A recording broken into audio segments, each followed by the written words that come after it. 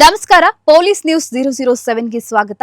ಇವತ್ತಿನ ವಿಶೇಷ ಸುದ್ದಿ ಏನಿದೆ ತಿಳಿಯೋಣ ಬನ್ನಿ. ಪಡಿತರ ಅಕ್ಕಿ ಸಾಗಿಸುತ್ತಿದ್ದ ಟಾಟಾ ಏಸ್ ವಶ, ಇನ್ನೂ ದಾಖಲಾಗದ ದೂರು, ಯಾರ ಕೈವಾಡವಿದೆಯೇ ಎಂಬುದು ಶಂಕಿತ.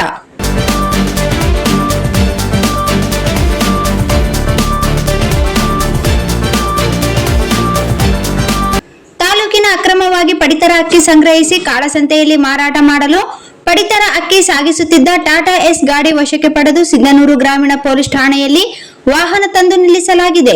ತಾಲೂಕಿನಲ್ಲಿ ಯಾವುದೇ ಭಯ ಇಲ್ಲದೆ ಹಗಲು ರಾತ್ರಿ ಎನ್ನದೆ ಬಡವರ ಪಾಲಿನ ಪಡಿತರ ಅಕ್ಕಿಯನ್ನು ಮಾರಾಟ ಮಾಡುತ್ತಿರುವುದು ಆಶ್ಚರ್ಯಕರ ಸಂಗತಿಯಾಗಿದೆ. ಈ ಮುಂಚೆ ಎಷ್ಟೇ ದೂರುಗಳು ದಾಖಲಾದರೂ ಪಡಿತರ ಅಕ್ಕಿಯ ವಾಹನಗಳನ್ನು ಹಿಡಿದು ದೂರುಗಳನ್ನು ದಾಖಲಿಸಿದರೂ ಕೂಡ ಇನ್ನು ಈ ವ್ಯವಸ್ಥೆಗೆ ಕಡಿವಾಣ ಬೀಳುತ್ತಿಲ್ಲ ಎಂದು ಸಾರ್ವಜನಿಕರು ಮಾತನಾಡಿಕೊಳ್ಳುತ್ತಿದ್ದಾರೆ.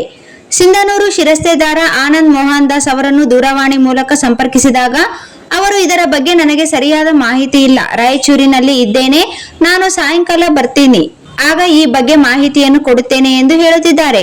ಬೆಳಗಿನ ಜಾವ 5 ಗಂಟೆಗೆ ಈ ವಾಹನ ವಶಪಡಿಸಿಕೊಳ್ಳಲಾಗಿದೆ. ಆದರೂ ಇನ್ನೂ ಈವರೆಗೂ ಯಾವುದೇ ರೀತಿಯ ದೂರು ದಾಖಲಾಗಿರುವುದಿಲ್ಲ ಎಂದರೆ ಆಡಳಿತದ ಅವ್ಯವಸ್ಥೆಗೆ ಹಿಡಿದ ಕನ್ನಡಿಯಾಗಿದೆ. ಆದ್ದರಿಂದ ಪಡಿತರ ಅಕ್ಕಿ ಮಾರಾಟದಲ್ಲಿ ಯಾರ ಕೈವಾಡ ಇದೆ ಎಂಬುದೇ ಅನುಮಾನಾಸ್ಪದವಾಗಿದೆ.